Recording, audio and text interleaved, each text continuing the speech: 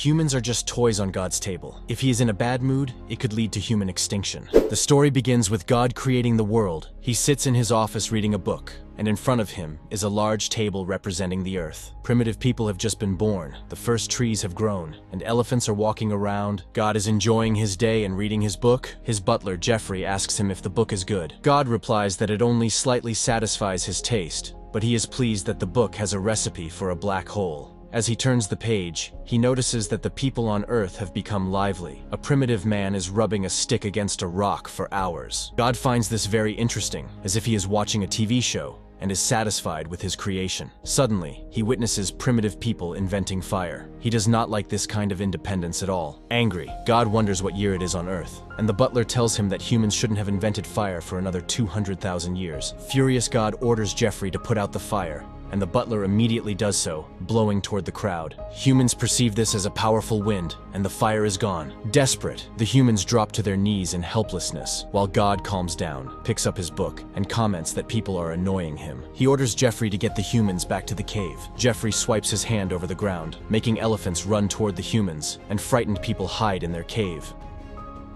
God says that they should shrink their brains.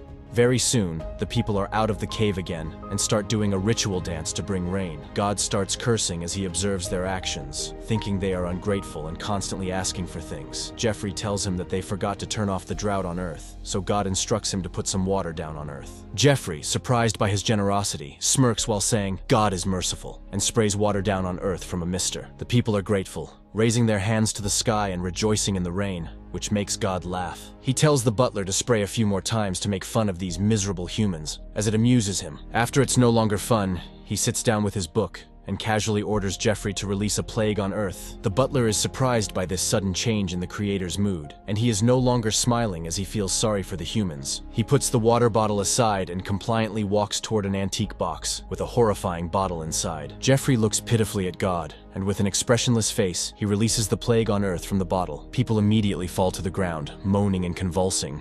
God looks at the suffering humans with a blank face for a few seconds, and then resumes reading his book. Time passes, and it's modern day in London on God's table instead of grass and primitive humans. God sits beside the table, watching everything in his comfy pajamas, and stares boredly at Earth while Jeffrey brings him a bottle of the best wine from Lucifer. Lucifer has also sent him a letter suggesting how to improve things on Earth, hoping God has time to go bowling with him. While listening to the message from Lucifer, God draws Jeffrey's attention to a tall building in town, and the butler informs him that it is Ashley Tower. God rubs his eyes while ordering Jeffrey to set the tower on fire, curious to see what the people will do. The butler takes a box of matches out of his pocket, lights one, and throws it at Ashley Tower.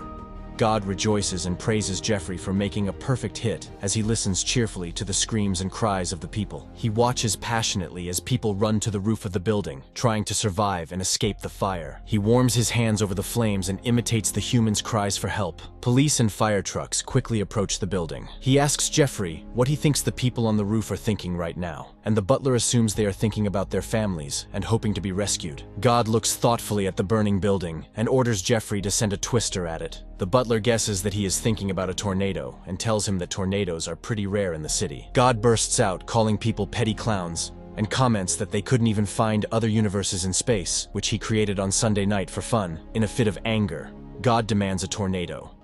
Jeffrey hesitates to disobey him and summons a tornado with a slight movement of his hand, right above the burning building. This natural disaster destroys all the people on the roof and spreads dust all over God's office. God coughs and orders the tornado to stop since it becomes hard to breathe in the room. After the dust clears, God is satisfied and tells Jeffrey to bring him some marmalade toast, and that's where the film ends. Make sure to subscribe and turn on notifications so you don't miss a new video. Thanks for watching.